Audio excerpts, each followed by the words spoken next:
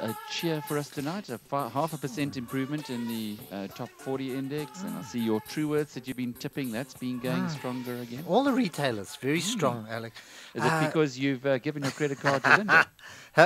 No, I'm not Trueworths, never. No, I'm kidding. It's Mr. Price. Exactly. I thought they only accepted cash from the Shapiro. Yeah, I was going to say it.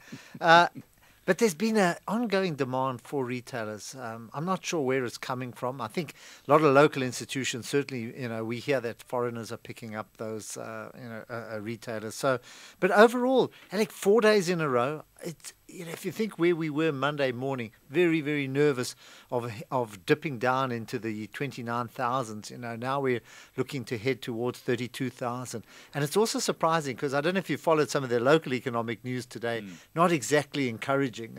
Jill Marcus warning about that the Greek crisis could still make South African economic growth fragile. The PPI price, that's the producer price inflation, as they say at the factory gate. That eventually goes into products up higher than expected, and also the trade deficit. And Alec, also people are not borrowing. There's demand for credit still very low, and that's velocity in the market that creates growth. So, yet against that, we still went up, fairly strongly. I guess Vodacom's, or the network, Vodacom, with all the cell phones, the guys couldn't get their orders through to you. It's chaos. It's absolute chaos. You don't realize how we've come to rely, because a lot of systems are driven by Vodacom. Well, it is interesting, isn't it? We never thought, if I tell you 15 years ago, at the birth of the internet and the birth of MoneyWeb, who would have thought that today people are so reliant on the internet? And we're going to have a story on that in just a little while. In fact, finding out about Dimension Data's big acquisition in Silicon Valley.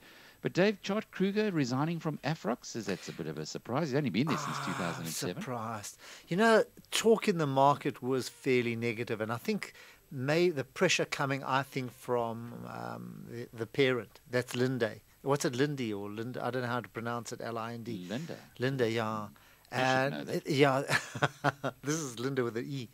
And we heard this in the market for some time, and I think also they had taken away some of his autonomy. I think South Africa used to be a standing division, and I think they had it now fell under someone else. So maybe they were disappointed. BOC, and then BOC was the controlling shareholder. Very different type of operation too. So there'd been a bit of talk in the market, about Chart. And good news for Brait. They've gone and raised nearly $1 billion, 6.5 billion rand. To invest in Pepkor and Premier Food. That's interesting. It's a very late-breaking story, but they got 500 million rand more than they needed. I didn't see that for Pep. So that's part of the Christo buyer. Visa. Remember, Visa's involved with Brait now. He did that deal with the managers there. So he owns Pep, or did. So it's almost like a backward listing, almost. Or he's injecting. Not him. Foreigners are injecting money into Brait. They're going to then invest it into Pep. So it's a foreign investment. Nothing wrong with that. We've got lots of interesting stuff coming up, David, just a little while in a little while. But I think we'll also be talking with Jeff Quinn, and you know the IDC quite well. Very well, very well. These are big projects, and I'm very interested to see where they're going to direct it. In which areas they see the investment taking place and where they're going to create these jobs. Discovery Invest gives you a reason to always look up, even on the downside. We understand market volatility, so we're continuing